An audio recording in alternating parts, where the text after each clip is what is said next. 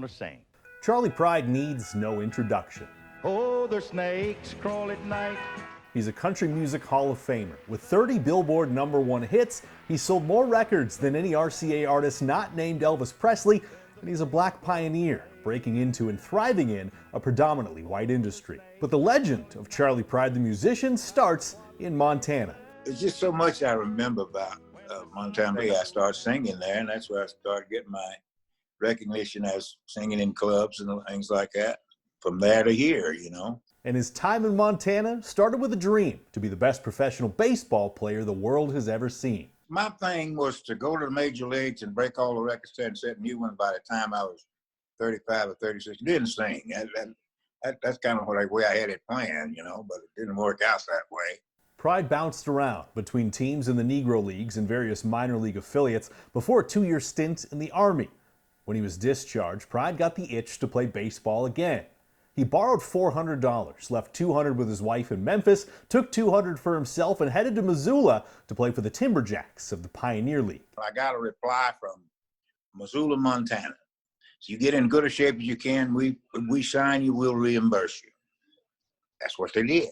What they sent me. I went to Idaho Falls, Billings, and back to Missoula. I was up 3 times, drove in 2 runs.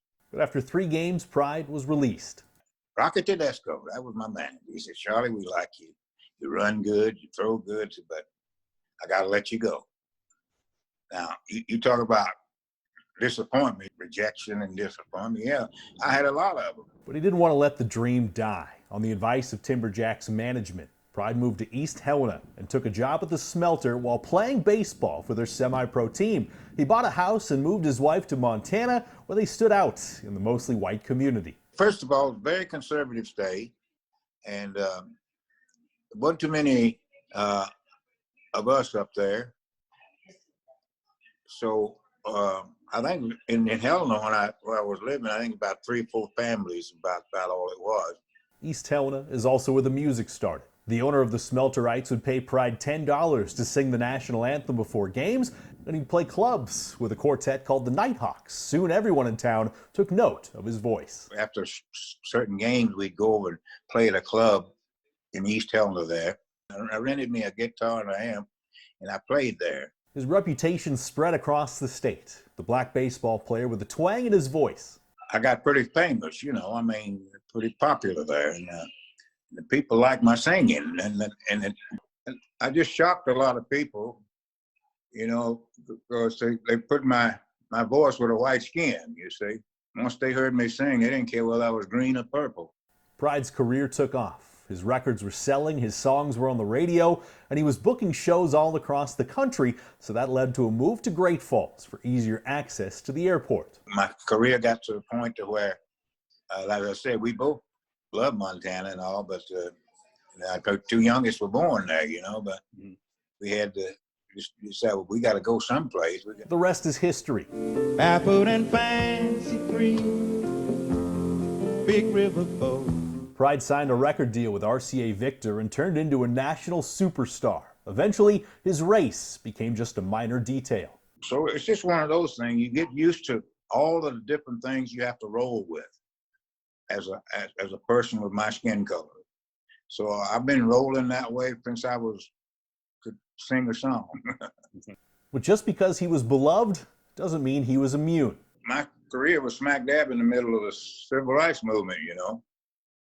And so I grew up 54 miles from Memphis, so Mississippi. So I've experienced all, you know, just about everything you can, innuendos and, you know, whatever, wow, whatever. I've had name callings and all I grew up. So I just let them roll off, you know. But I don't have the heart to start all over. Pride has been home with his wife for the past 3 months during the COVID-19 pandemic. At 86 years old, he still plays 45 shows a year, but he's watched what the country has gone through following the death of George Floyd in Minneapolis. He knows America needs to change, and that it will take effort. We're in a crisis right now, and they're marching all over the world right now about this. You don't let me be free, you ain't gonna be free. Ain't no way we're gonna be able to make it without one another.